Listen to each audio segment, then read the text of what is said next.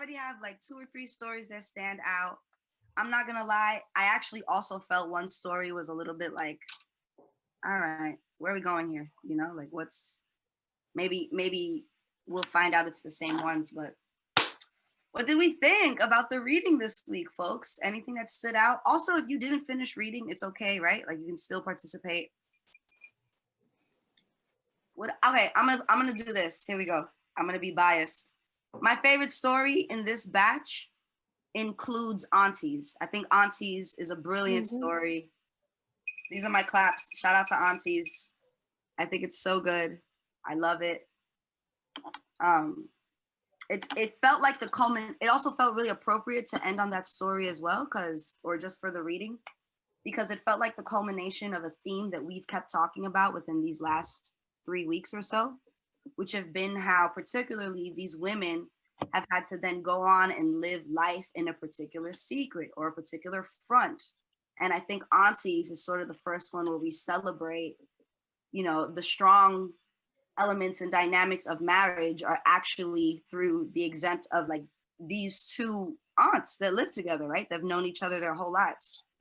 So I thought that was beautiful for the author to try to write that story and say, yeah, this is the strongest marriage that I have in my family.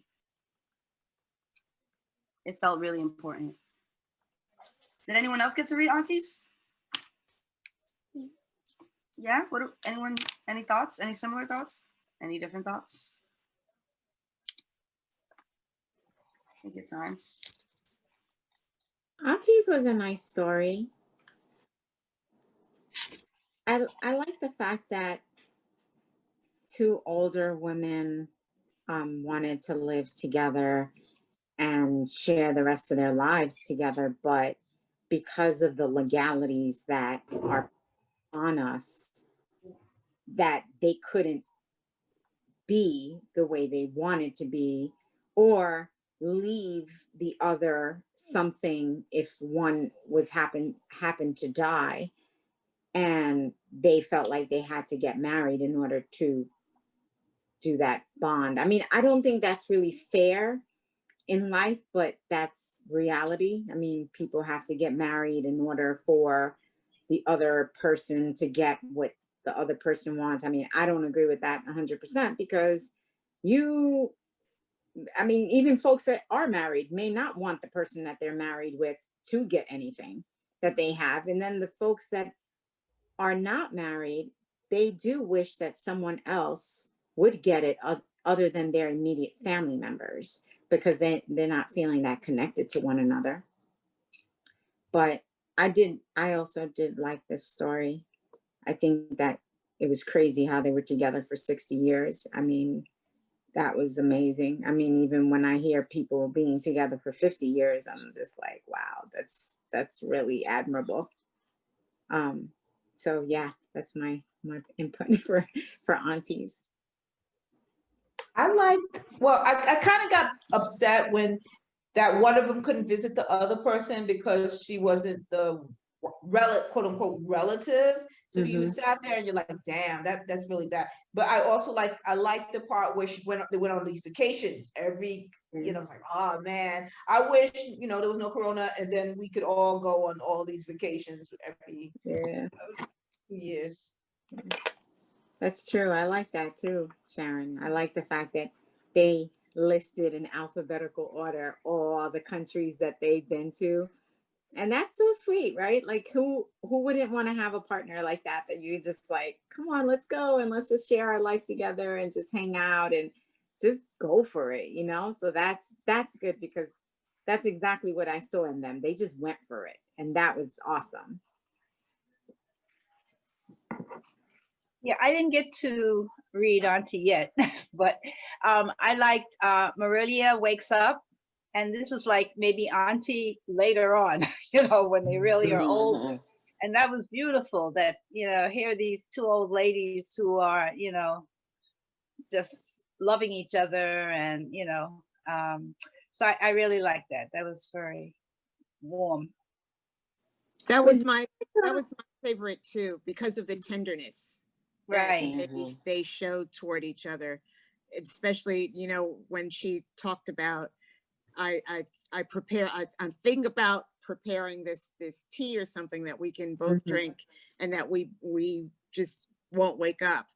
It actually touched me so much that I had my husband read it, and now we sort of like just joke when one of us forgets something, going, am I gonna have to make you some tea? You know.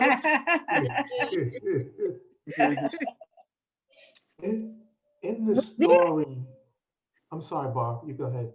I was just wondering, was that just like a fun cutesy thing, or was that kind of like some sort of, I don't know, on page 116 I kind of felt like some kind of suicidal feeling, but is that was just me overseeing it, like, or was they just doing that like a cutesy thing, like drinking the tea or whatever? I don't know. Oh, no, I think she meant it. Yeah, I think that was genuine. Yeah. Oh, I about the think suicide? yeah. Was one of them ill? Like, I couldn't make that. I'm not sure, because it says I think they were just old. Well, right. And I think one of them had lost her mobility. Right. And she didn't understand why. I think because they were so getting up in age, naturally they gave a lot of thought, or the narrator gave a lot of thought to aging. And her mind was like, they wouldn't have been able to make it with one without the other. Right. And I think that's where that tea concoction came in, because then that way they wouldn't have to suffer the pain of separation. They would both go together. Yeah, I agree. Right. Yeah, that's what I got from it. Yeah. I think that they feel somehow ashamed of themselves. Like on the last page is 117, when she's giving her a bath, she says she is still ashamed of our bodies, or maybe it's this new age oldness. I mean, I thought that was cute, but then at the same time, I'm like, are they ashamed of? Is there some kind of feeling of being ashamed of each other or themselves? Or I don't know if I was reading too much into that, but I don't think it's ashamed. I think it's, your body at 85 is not the same as it was even when it was 45. And so it was like that age-old thing of, does he or she still see me and find me attractive that way? Or, dang, I got this saggy neck now. I don't really want him to see it anymore, But they probably both have the saggy necks, though. But that's what she's saying. That's what she's saying. Yeah. She's saying that, like, she's ashamed of our saggy necks, our body, ways in which we probably don't recognize them because we've changed, right? She also says that. Oops, sorry. She also says that she is still ashamed of our bodies. Right. That's what I picked up on, that she's still ashamed. of our bodies. That's why it kind of made me feel like she's still, that mean she was always ashamed? Well, both of these stories that we're talking about now, Aunties and this one, because it is talking about older lesbians, it really, I'm of an older generation, and some folks in this conversation, it really hit me like how different it is now, the things that we take for granted of what it means to be able to be out, and to have a more kind of normalized acceptance in the culture.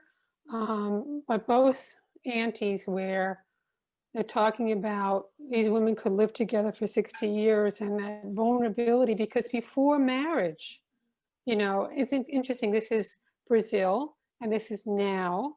And in so many other parts of the world, including the United States, you can get married. But 30 years ago, this happened in 2015 in the United States for it to be legalized. And so 10 years ago, 15 years ago, 20 years ago, two women, gay people could be living together for 20, 30, 40, 50 years.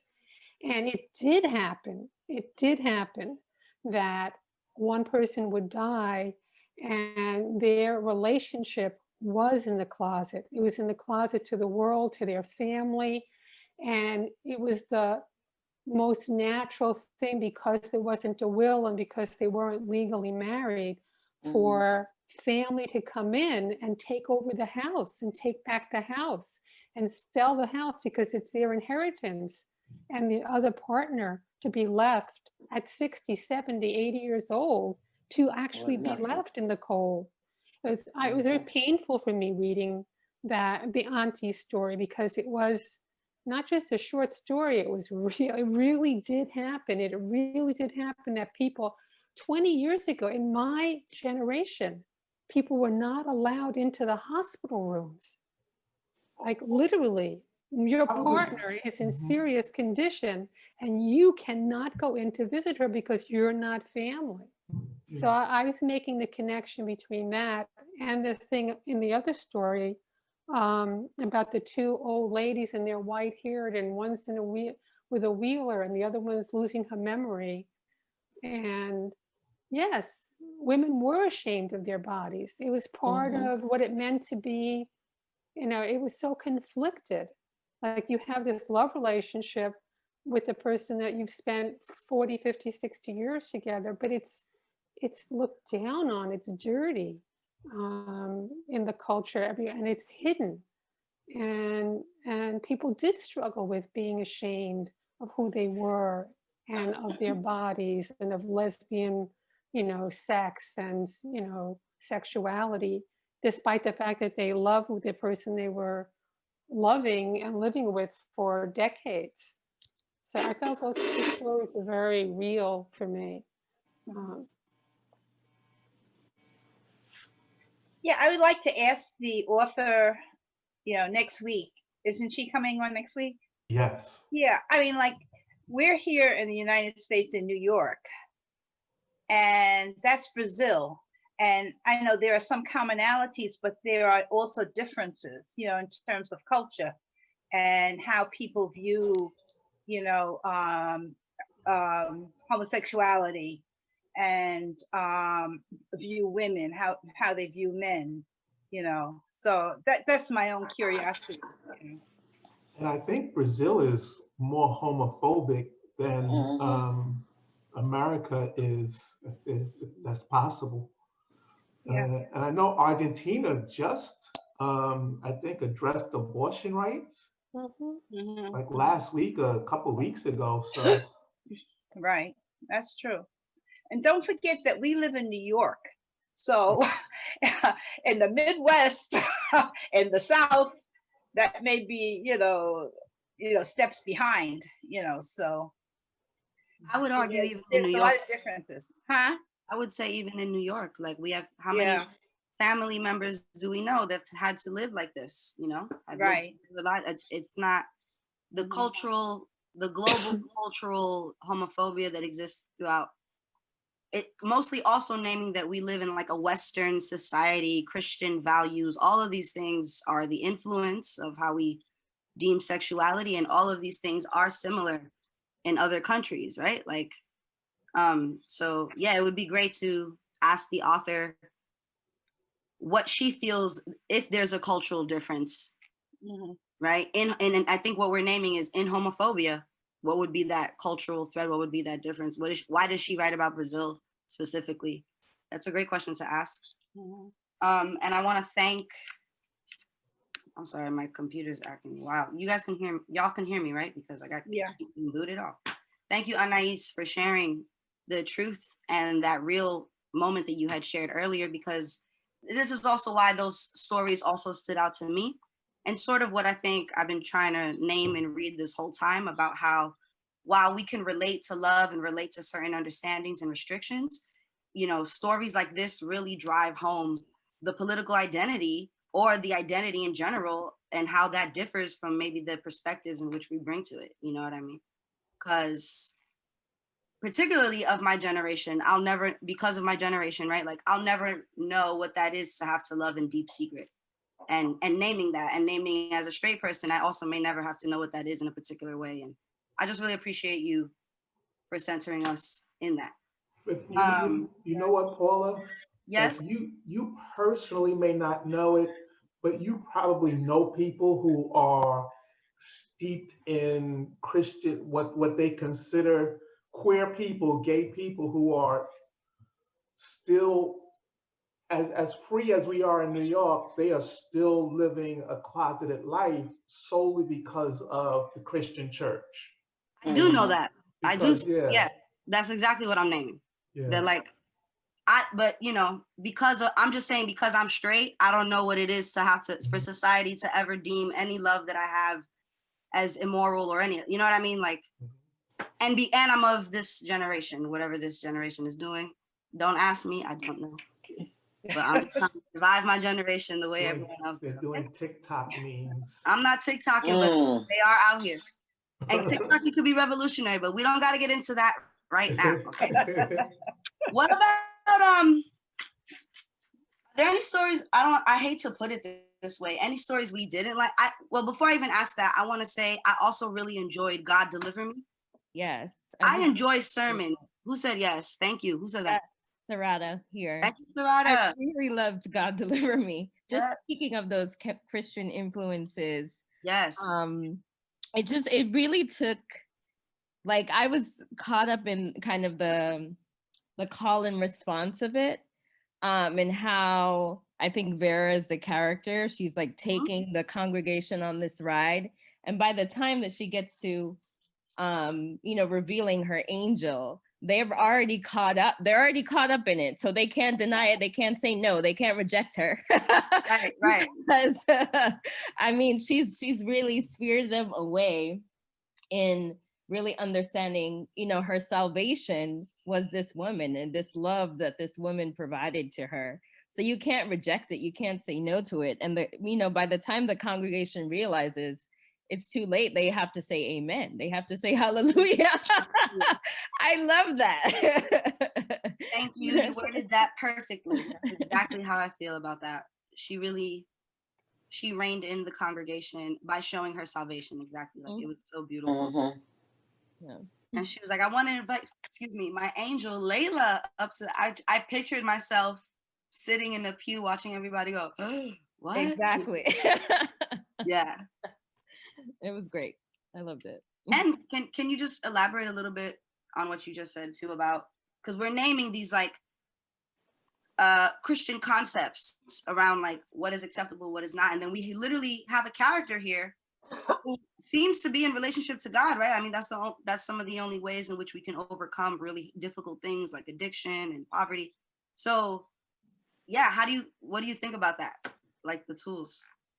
Yeah, I mean, I think it was really powerful. I grew up in a very Christian 70s church. And I remember very vividly hearing sermons that, condemned, LGBTQ people.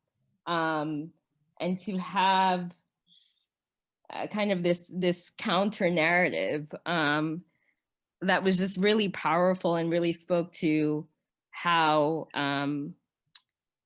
love can be the salvation, right? How love is the thing that kind of really, got this character through. It just really slaps in the face of really what those earlier sermons I heard was about. If we are, if Christians are really supposed to live those values of, loving God and then loving thy neighbor, what are Christians really doing with the, condemning people, judging people? So yeah, I just thought it was really powerful. It really spoke to my childhood upbringing, and really provided just a really strong counter narrative to everything that I've, encountered in my own Christian upbringing. Absolutely. Thank you. That's beautiful. And the only one criticism, this is not even a real criticism. Y'all gonna be like, Paula, what are you talking about? You're a mess. But I was like, I'm gonna share this with book club because my mind, this is how it works. As I was reading it, there's a part where the character just says like, oh, I smoked my last rock or something like that.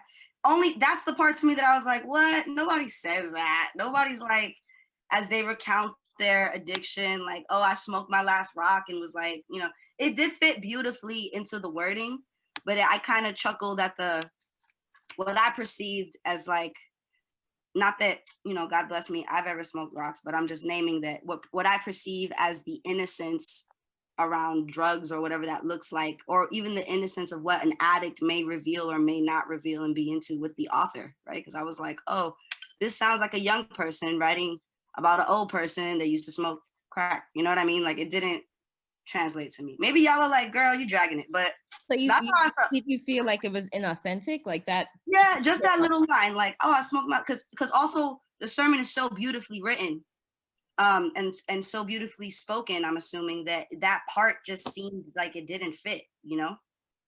Yeah. The wording of I smoked my last rock. I even circled it in the book because I'm like, this is wild.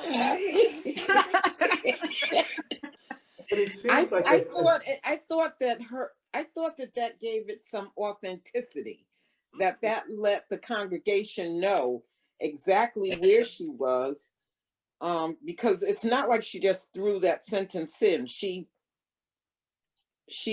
drew a picture for us that, you know, this is where she went there, she was just dying a little, and this is actually where her this was the moment when she was saved, but not saved in a religious way, but saved by this human being that lifted her up, that took her home, that nurtured her and took care of her. So yeah, that one didn't jump out to me in that way. It just, to me, it showed us that she had reached her rock bottom, and this is where she came from. Yeah. Yeah. My favorite writing in the piece takes place literally at the end on the last page in 152, sort of that moment that we were naming before, right? For a few seconds, as Layla and Vera sang, glory, glory, hallelujah, glory, glory, hallelujah, with eyes closed and upraised arms. No one seemed to understand what was happening. Little by little, the chorus thickened.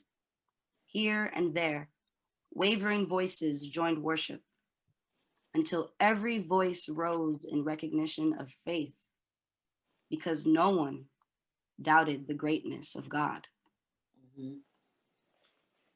I cried when that first came to me, because I was just like, yes, love is actually that radical and that revolutionary and that divine, you know. And I also am someone that has I attend mass on Sundays. Within the last 2 years, have really been trying to reestablish some sort of relationship with the divine and with God, whatever that may seem or deem or look like, right? And I don't know, often in my journey, I try to, or I'm much more reflective in my life of where I see God, right? And where God comes up, especially in this pandemic. Like, it's really all I've been privy to. And also with my birthday with my birthday that's past/here, and wondering how am I embodying that, you know? And that just made me cry, because it made me realize, like, yeah, when love is that strong or that clear, there's no doubt. Yeah. Right. I thought it was very beautiful. Can't say no. There's no. Yeah, can't say no. Oh, I'm getting teary. Let me stop. Let me drink water. But that was beautiful. Can someone talk to me about thick thighs? Thick legs? What's it called? Thick thighs? Thick legs. Thick legs. I thought it was a great story, but I'm just curious. I'm not sure what I walked away with. Maybe I wasn't supposed to walk away with anything. I don't know. I love the image of the feet and the manicured toes and the thick legs at the end in the shower. I thought that was very cute. But I'm not sure what I read. Could someone talk to me? You're like, girl, I don't know what I read either. No, let me see. Let's go back. I think it starts on, someone let us know if you have the page. 153. Thank you. So it's okay to assume that these are adolescents. They Okay. start out, yeah, Yeah. they're like high school. Right. And they're on some sort of team together. Oh, right, because in They're the soccer end, team, soccer team. because in the end, she notices how everyone has grown up into their own sexuality. The girl that bullied her, the couple who we saw.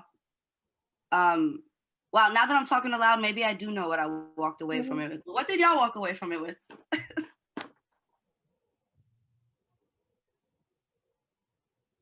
I thought it was just kind of the coming out story, you know, where, and again, it's like depending on where you are and what generation you are, you know, like being in high school and having all these confusion and people like covering over who they are, and a lot of homophobia, being called lesy, and, you know, and hiding it. And then, you know, 10 years later, you walk into a gay party and everybody sees you and says, really? You know, and then you see them and you say, really? You know, you were the bully, you know. I know I tell a lot of stories, but this reminds me, and really it just reminds me right now, when I just said that, it reminds me, I was an activist in the Puerto Rican independence movement in the 70s, my God, in the 70s and early 80s. Show my age. No, that was yesterday. And I had already mentioned that I kind of made a transition in my sexuality in my mid-30s, you know, way after I had been an activist. Not so way after, but after I had been an activist in the Puerto Rican independence movement. And not one woman, I was in that movement for almost 15 years, not one woman came out as a lesbian. There were a number, this is much more typical, and maybe it was that time in the Puerto Rican community, it was easier for, not that it was easy, but it was easier for men, you know, to present themselves as gay. They get a lot of flack for it, you know, being called faggot, maricon, things like that, but it was just more common, you could see it. But you just never saw a lesbian come out and present yourself in that way openly. So 15 years I was in that movement, and fast forward maybe 5-10 years later after that, I'm working now in the Bronx as a community organizer, and I meet, you know, she's out, so I'll say her name. Nobody knows her anyway. I meet Ana Santiago, and she's out as a lesbian.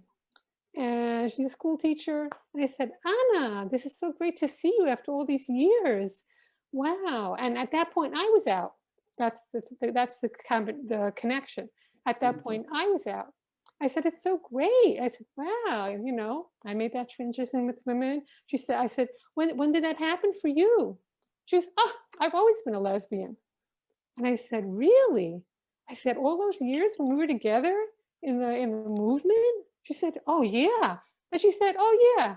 And Maria and Flavia, she named 6 women that I was not close with, but I was part of the movement with. You know, we did work together every day. Yeah. And I had no idea. Wow. Now, she knew because she was, and I wasn't back then. Right. So I wasn't in the circle. I wasn't in the inner circle. You know, but they all knew who each other was because they kept it secret, but they knew it among each other. Right. But that to me, I'm just remembering that story, Of course. you know, like, Yeah. like how hard it was to really come to terms with who you are and to be seen and to let yourself be seen. Anyway. Great. Thank you. Time is, this is going to sound mad corny coming out of my mouth. Here we go. Time is the other character. But it really is, right? Like time, Ms. Johnson, you're giggling at me. Time really is that third, when we think about growth, coming of age stories, sexuality, whatever political or non-political identity that all of these women are running in, we also are either in a moment of time or the author decides to expand time in the story. You know, we get to experience some time, like a chunk of time, a good length of it.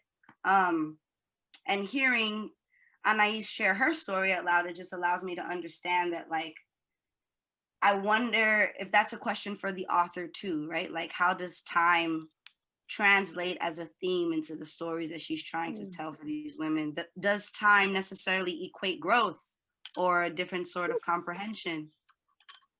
We're nodding. Yes, we like these questions. Okay, good. Because I'm like, I want to make sure. What's possible in one historic moment that wasn't possible in another historic moment. Right. Wow. And that's a gem. Please say it again. I'm going to make you say it again because it's a gem. Please. Well, what's possible in one historic moment that wasn't possible in another historic moment. You see, I had hand dances for that. Like, yeah. And I think that's a theme that we're sort of pulling also in this book. We have our characters in different points in time where we see some Theas getting married and others are still in, like, that was a great, right? And others are still living quietly or in silence or in some form of shame.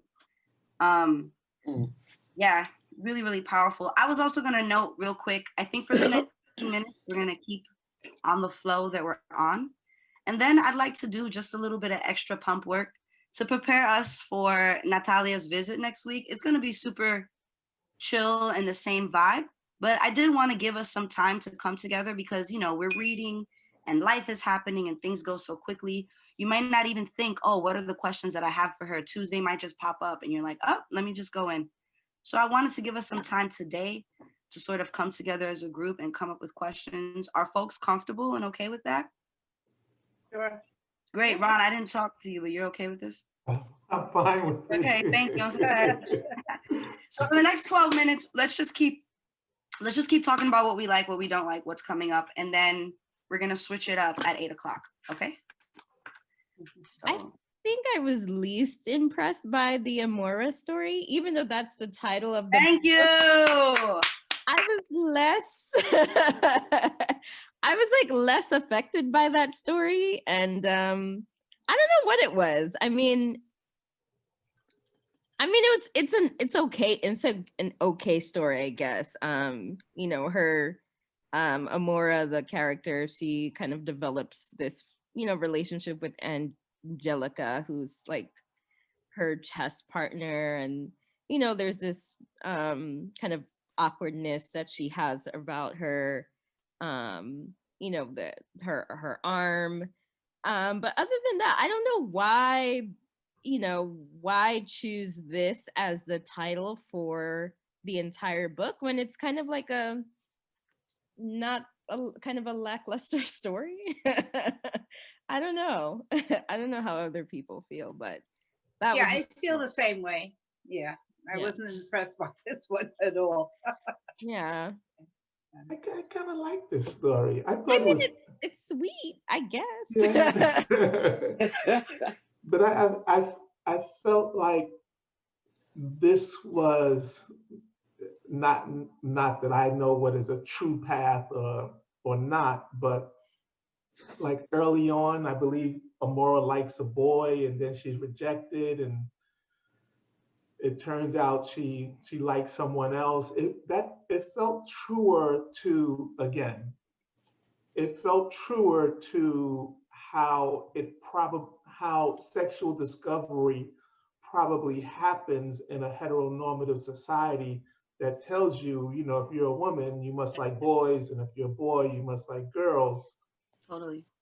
And she goes that way, and if I'm remembering right, again, I'm listening to the book, so forgive me. And then she's rejected, and she winds up with the other character, and that it felt truer to me. Mm-hmm. But again, it felt truer in a stereotypical way. Okay. I understand. I feel like there were better is probably too harsh of a. I felt like Thick Legs kind of illustrated that.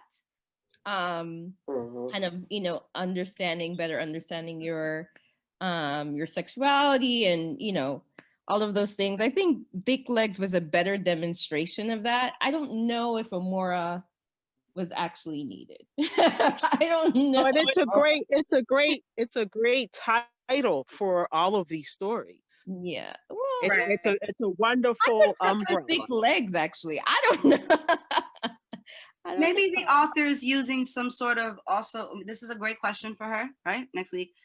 Some sort of literary mind trick where you're naming it in the, like, I think Amora is the middle story. It's the one story when you count that is the middle one, and it's an even number of stories ahead and behind it. So maybe she's just like, I'm gonna name this after the middle story. I was talking with Hey Stephanie, see you over there in your blue, what up?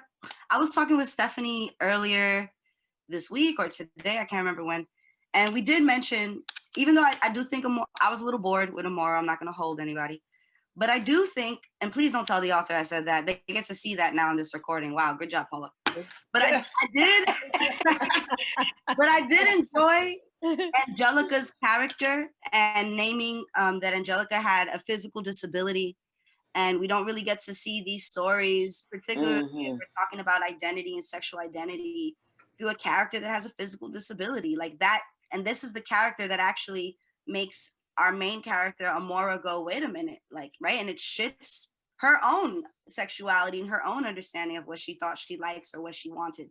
So I thought that was, you know, we were talking about how that was powerful. Stephanie, I put us on blast. I'm sorry, but it's a good point. It's okay. You want to talk about it? I think both Amora and Catch the Heart Red-Handed have to do with disability and sexuality. I think that the way the stories were paired informed each other in that way. You see the character named the disability Wolf Parkinson's White Syndrome on page 139, and to go through different procedures around their heart. And you kind of just see in one story kind of like,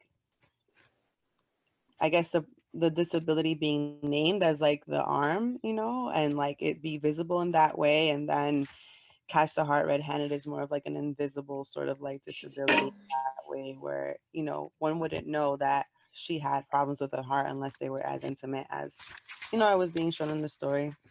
And yeah, that was cool to have like, you know, disabled characters in different ways be sexual, whereas usually they're asexual or just no sexuality whatsoever, or just not represented at all when it comes to like, you know, queerness or lesbians and relationships in this particular way. So yeah, I thought that was cool. On that front, why not?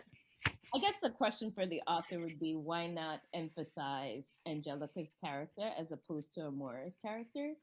Because even in reading her as a secondary character, she was more interesting than Amora. So why kind of use Amora as a primary character as opposed to Angelica? I don't know. Well, with that question aside, I do think it's a great point, Stefan, naming that like we usually see folks with physical disabilities in our stories as people who are asexual or not there at all.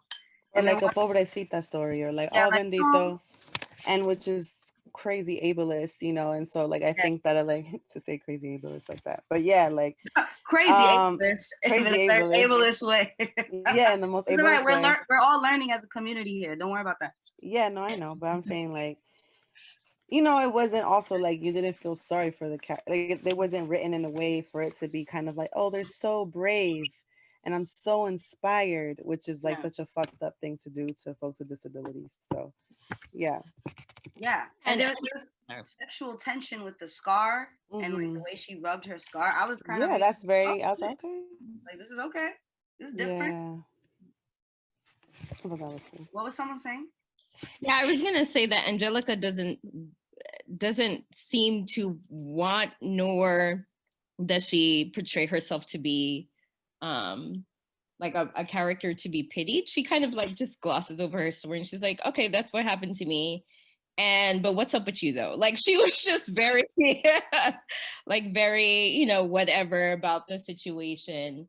And she was just really invested in, you know, getting to know Amora and, you know, liking her, which I really respected. Yeah, I just wonder why the de-emphasis on Angelica's character when she, you know, she seemed like the more interesting one of the two. Yeah. And then the chess, I was trying to read into it like, oh, is she trying to tell us something with these chess moves? Halfway through, I realized I don't know how to play chess, even if I understood the board, right? Sharon, I see you laughing. I see both Sharons laughing at me. But it's true, like, I was wondering maybe that is another part of the storytelling, because she's really specific. She's like, I'm making this up. I have to find the part, but she's like, she moves 3 times, then she moves twice. I feel like I read it like a sort of a fast-paced, intense sort of chess battle. And I was wondering kind of maybe that's another part of the story that I need to read again, you know, I don't know. Also, again, I don't play chess, but for the chess players out there, were there any connections? Was there anything that was kind of like, oh, this is a cool literary thing she's doing right now? Does anyone play chess? Let's start there. Yeah, right? I do. I Sharon, do, but I don't remember the moves. Johnson, you play chess? I was gonna say, I don't play chess, but I know that chess is supposed to be considered such a, like, for a wise person, you know, it's strategy. And yeah. And it's interesting that she would have this young lady who was missing an arm, right? She was missing her arm. Her hand. And her hand. Okay. And chess is all movement of hand. Outwardly, but inwardly, it's really, it's your mind. Yeah. Wow, I didn't even think about that. It's your mind. So that is what I took out of it. Like you, Paula, I probably just need to go back and, well, I said this last week, I need to go back and read the whole book in about 3 years. Yeah, that part was interesting to me in that particular story about the young lady not having use of a hand and playing a game that requires hand movement. That's a great connection. It reminds me of that part toward the end when she's saying that it's like the end of the school year. They won mad chess championships. They're like, we've won 100 championships. Not 100, like 6 or something like that. We've won 6 championships. And how Amora's naming how her and Angelica have shared victories. They've shared the chessboard. And they sometimes she used to pretend to hold her imaginary hand. Right. And how the young lady said she could still feel something in that hand, that phantom. We hear about it as a phantom pain, but she didn't describe her sensation as pain, only as a sensory something. She just felt, she could feel as if it were still there, even though it was gone. Definitely. We have someone, well, Kimberly, thank you so much for sharing in the chat. Kimberly says, hi all, with a cute emoji. I thought maybe she named the book Amora based on the last sentence of the story when Angelica says, Amora, you are made of love. Perhaps the message she wanted this book to send and represent. And wow, Paula, that is a great point, right? Like naming that even if this is not the strongest story, this idea of being made of love, right? And especially if you're in identity or a sexual politic, which says that you should not, or you cannot, right? And the idea that we're seeing all of these women and all of their stories and their growths and their failures sort of in that understanding that they are made of love. Oh, Kimberly, when you put it like that, I like it. This is why you got to come to book club, so you can kind of get your perspective out and someone else's in. There's also a possibility that the publisher picked the name of the book. That oftentimes, talk about it, Ron. Oftentimes with collections of short stories, the writer will just submit stories, and the publisher or editor will select the stories that they feel, and they work together, but that they best feel sort of fits into a book that could be packaged and marketed in some way. And Amora is a good sort of marketing, not to make it cold and distant, but detached, but it could just be a marketing decision on the publisher's part. Okay. And sometimes there's a lot of power in a story that's not necessarily as loud or showy as all the others. I mean, there's a lot of power in it being quieter, and it's simple. And so, to some, on the surface, it is simple. But there's sometimes there's point counterpoint, and the counterpoint sometimes has more resonance. But I saw more as a plural, word, or an exploration of different loves. That's kind of how I received it. Thank you. No, absolutely. Sort of naming that, I think Ms. Johnson names a good point in that there is complexity in the simple, right? Like when you see, it's not just in this book or in short stories. Think about movies and films that you see that the director or the writer is trying to tell this remarkable story through like smaller shots, right? Or if you go to a play and there's no, what do you call it in the background? There's no props, there's no setting, it's just the actors, right? Maybe it's sort of that same effect. Even though this is not the story that stands out, maybe there's some underlying complexity and it embodies the rest of the stories. Also noting, we haven't finished the book, right? So this is all great speculation.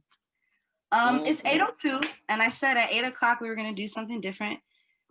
Ron, I wonder if we can do this together. If we can't, I'm just gonna modify it and do it differently. But do I have the capacity to use breakout rooms, or do you? Hang on one second. Thanks. While Ron figures that out, I want us all to center ourselves with these last 30 minutes. We're gonna do this in parts.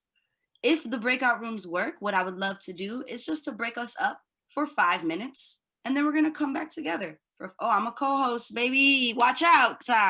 So try it now. Ron gave me the power. Okay, hold on. I get power hungry. No, I'm playing. Hold on. Can you do the breakout rooms? I'm trying to see. I forgot how to do it, but I'm gonna try. Reactions, stop video. I actually don't see the options for breakout rooms. It's okay. You might not have had it when you set up your Zoom stuff. No, I do have it, but I thought by making Paul a co-host, she would have it also. Me too, but I don't allow participants. No, all I can do is like lock the meeting and mute people. All you have to do is select breakout rooms and then do. Now that I'm the full host, I think is what you did, Ron. Yeah. I now have breakout room capacity. Ron, I will pass this power back to you because, like I said, thank you. I can't handle all of it. But this is what we're gonna do. We're gonna break out into rooms for 5 minutes, and right now, all we're doing is asking each other. So far, what are the stories? Yeah. Oh. Okay. We're going to ask each other so far, what are the stories, or even are these stories, are they shifting your perspective on love and relationships? Have they enhanced that perspective? Or maybe you're coming into this like, there's not a story here that I haven't heard or experienced or felt before. Pulling in. I hope, I know that was like, it did not feel very long, but I know that maybe we don't really use breakout rooms that often in book clubs, so I didn't want to put you in too long, but hopefully that felt good to kind of be in a smaller, intimate setting. We're actually about to go back in another 5 minutes, but I would love to know, are folks comfortable sharing? Maybe it's not even something you said, maybe someone in your group said something, you're like, you know what? I need to hear that. I am actually going to, because I was popping in all the rooms, I'm going to start with something that I heard Ron share with his group, was that the translator of the book, Julia Sanchez, did not know nor had a conversation with Natalia before translating this book. Yeah. So I too didn't know that that was the process, particularly because I know someone who does translation and she gets a chance to meet with the author. So in my mind, I never thought, I mean, unless it's like a posthumous work, I figured that that had to. Yeah, I had always assumed that that was, I had always assumed that that was something that the publisher arranged. Right. That I didn't know that a translator could be interested in a work and begin that process without contacting the publisher or the writer of the original work. So that was interesting. Agreed. And when we sit here and we think about certain words and certain terms and we start to pick apart the syntax, that would be great to add into our questions for Natalia as well, right? What else? What else do we hear in groups? Come share the brilliance of our community, folks. Don't be shy. There's a lot of brilliant minds here.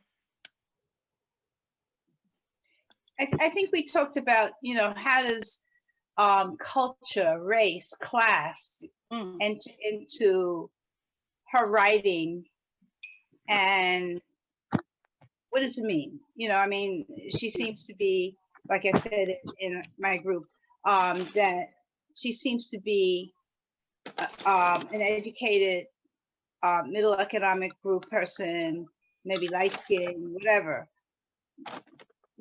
and how does that fit into this, her writing? Right. Does she consider herself, you're not saying this, I'm saying this, but I think it's the same question. Maybe tell me if I'm wrong. Does she consider herself part of this diaspora that she writes of? How does she identify, and how does that relate to the people she's writing about? Right. Yeah.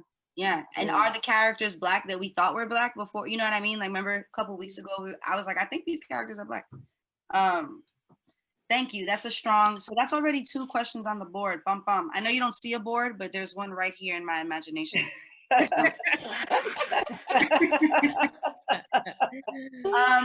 Let's hear 1 or 2 more sharings from the group, and then I'm going to break us up again to go into our second sort of brainstorming around this. Brilliance. Brilliance or hot takes? Stephanie, you want me to shout you out again? I was gonna say, in our group, it was cool because the short story, The Lesbian Diaspora, came up, and how, for where's Miss Johnson, that was like one of her favorite ones that she read, and how she felt like it was very like a clear sort of representation of a community in a way. And like Miss Johnson, you can correct me if I misrepresented what she said. And then I had like a total opposite sort of position. So we felt like that would be a good story to kind of bring up and talk about, like, what is the lesbian diaspora, and like, why did you name that particular short story that name? I feel like it was very weighted for such for what I interpreted to be kind of like a little like vapid story, in a way of like how like it just felt like messy. Like it was like a messy situation. Everybody was being messy. Everybody was being kind of catty and like gossipy and stuff like that in the story. And that can be very relatable. Is Lesbian Diaspora the one where they're in the club and Chica is on the girl gets cheated on and all that stuff? I mean, which happens, which it is. And it's like, all right, like, I wonder if she's being like, I don't know, funny with it, or like satirical, or is naming the messiness part of the diaspora. Yeah. Or is it all of it? Is it like a satirical observation on the diaspora of like, we're just messy everywhere we go, you know what I mean? Like in wherever we are. Yeah. And what I liked about it also was the form that the dialogue took. Mm-hmm. Yeah. Can you share more, Ms. Johnson, the form? Well, I mean, it's not the dialogue is not presented like a typical dialogue. And so we're hearing these 3 voices at once, which also points to the messiness, because they're all talking at once. Yeah. And they're all talking about about this one person who everybody knows is going to be, is going to change the air in the room when she walks in, And I identified with, that situation where you have this person, and everybody's trying to prepare themselves for whenever they show up, you know. And of course they show up and they're messy.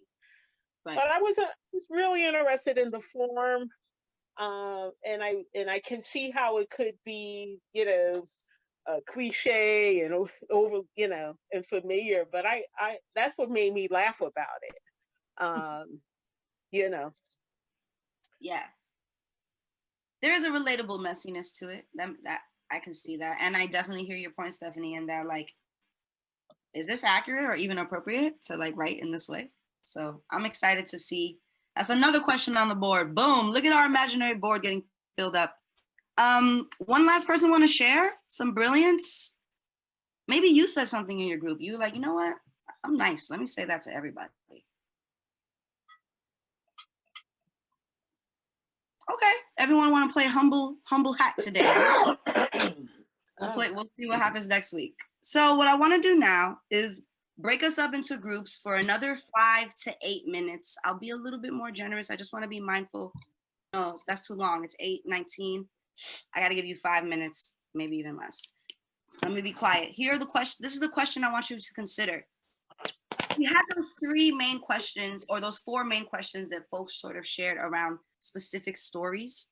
But now is a chance to come together in a smaller, intimate setting and just really think about, brainstorm, if you in your smaller setting can have one question for Natalia, what would it be?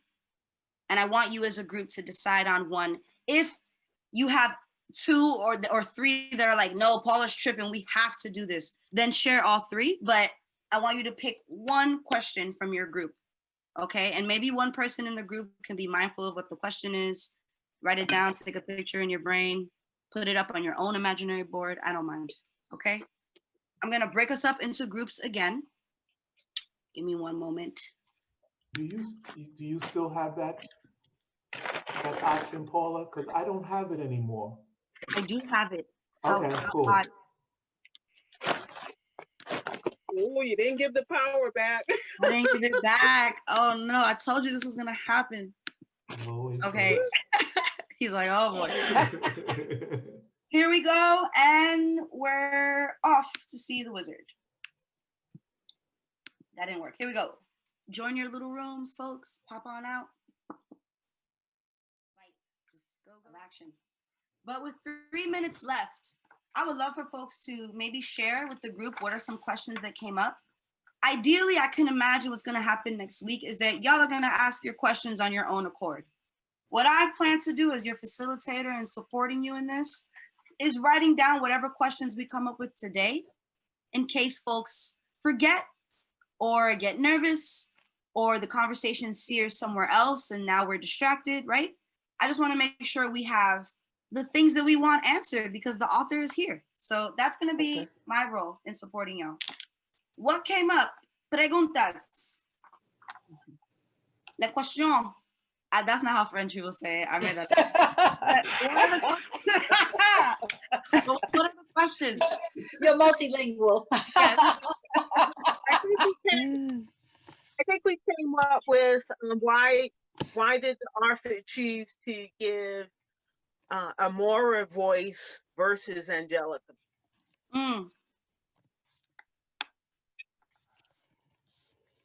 Yep.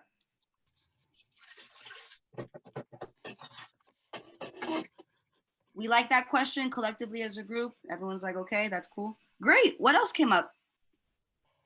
Well, I think more about the author, you know, what her views are. Living in Brazil, the whole socio-political, economic, I shouldn't talk about all that stuff, but just, you know, just to get more about how she sees herself in society. Yeah. Right. Similarly, Anais and I were talking about how the author, if the author considers the intersections of like race, class, and gender and sexuality as situated in Brazil in shaping her characters. And we wanted to kind of find a way to articulate a question where we can allow her to explain or like share, you know, if she's like been associated or participated in political movements, you know, for LGBTQ liberation in Brazil, or like racial justice in Brazil and things like that. Like wondering if she herself, you know, has participated, or if that informs her writing in any way, and how she kind of like deals with the intersections of identities in Brazil. And we mentioned how like in Brazil, I know like there are many different categories of Black in the census. Just as one example, there's many, there's not just like one, like how there is here, like over there. I'm definitely paraphrasing and like smoothing a lot over. So it's nowhere near like a super accurate. Look it up, I'm sure. But like the gist is like there has been many movements and like to have mad categories of Blackness in Brazil. And so just based on that and knowing that, like how does she, you know, interpret that in her writing, if she does, you know, in terms of her character development, what she's trying to say. Yeah, Stephanie said that they have 40 categories of Black in Brazil. Wow. I didn't know that. Yeah, so like it's a high number like that. I'm gonna like look it up right now. It's a lot. But yeah, it is a lot. It's like that. Yeah, and there's like documentaries about this as well. Give me a second. I'll get some references. But all fitting within this kind Yeah. of racial hierarchical system. Exactly. Yes.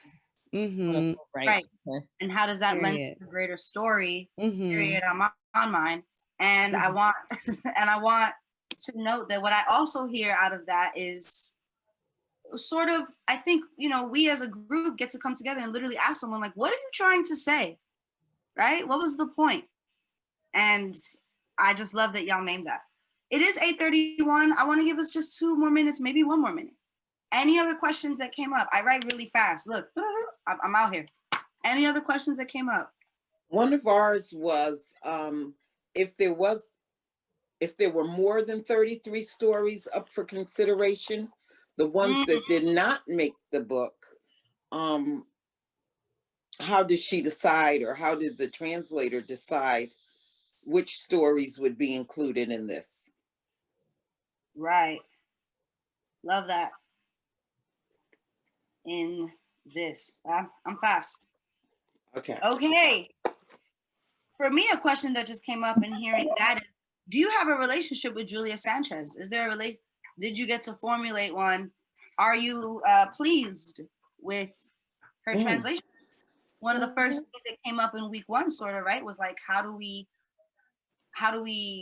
trust that what we're reading is what the author wanted? Okay. Anyone else? It's okay if you can't think of anything now. The whole week, this was just a brainstorm. Anything else come to mind? I am so excited for next week. I really hope that the universe and time allows you to come and join us, because even though I'm cute or whatever, these questions are way more powerful when they come from you. Okay? So I need you there. I love you all so much. I hope you've had an amazing week.